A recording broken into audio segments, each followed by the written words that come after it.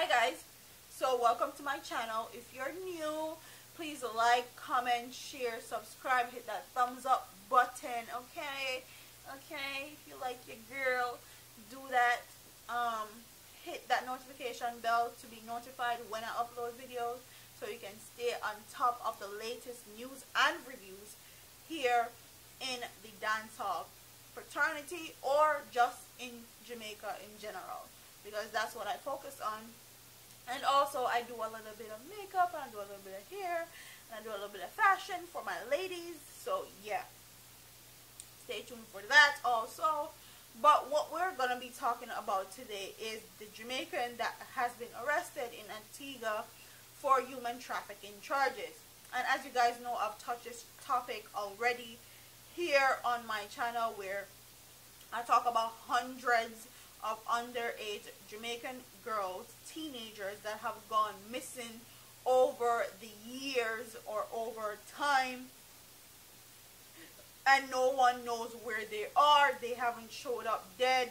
There hasn't been any body found, and more than likely they are involved in human trafficking. So this article says the Antigua and Barbuda police have slapped a Jamaican nightclub operator in that territory with human trafficking charges, which reportedly arose after recent police operations there. The suspect is Cheryl Thompson of Paradise View in Antigua, who operates the Jam Dong nightclub. She has reportedly been before the local court and was offered bail. In a statement on Sunday, the police outlined that Thompson faces 5 counts of debt bondage in relation to human trafficking and 5 counts of human trafficking, in addition to charges which were leveled against her earlier this year. The offenses were said to have occurred in the capital, St. John's, between December 2017 and February 2018. The police have previously charged Thompson on February 13, 2018 with 4 counts of human trafficking following a raid on the club. It is understood that this dual round of accusation is not Thompson's first brush with human trafficking charges in Antigua. Reports are that in 2011, the police leveled over 40 human trafficking related charges against her. But the charges were dismissed in 2014 because penalties under the Trafficking in Person Prevention Act were declared unlawful by the High Court. It was then ruled that the act gave magistrates excessive powers which breach other aspects of the country's law. As a result, the act was amended in 2015 to remedy the breach. So this is not her first time being accused or being charged with human trafficking charges in Antigua. And what gets me or kills me here is that she is actually a woman. And more than likely, when you're talking human trafficking, you're talking about women, not excluding men, but more than likely women are the ones that are targeted the most and are targeted as far as human trafficking, especially in a third world country like Jamaica, because it's very easy for teenagers to get enticed, bribed. More than likely they're naive and people tell them all sorts of foolishness and they believe it.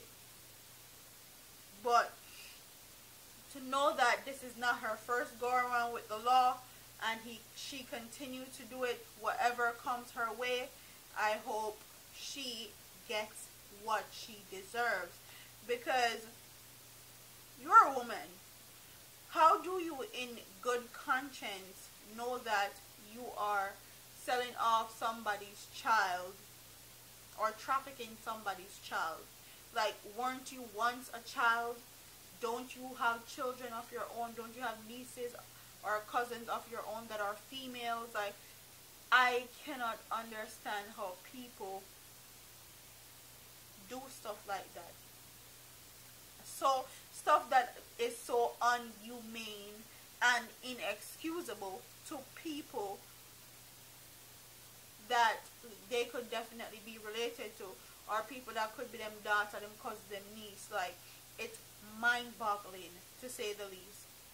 And I know that as far as human trafficking are concerned, she's probably just a street person as far as human trafficking. I'm sure the whole human trafficking thing goes a lot deeper than that, because Jamaican politicians have been accused by the United States government of trafficking people.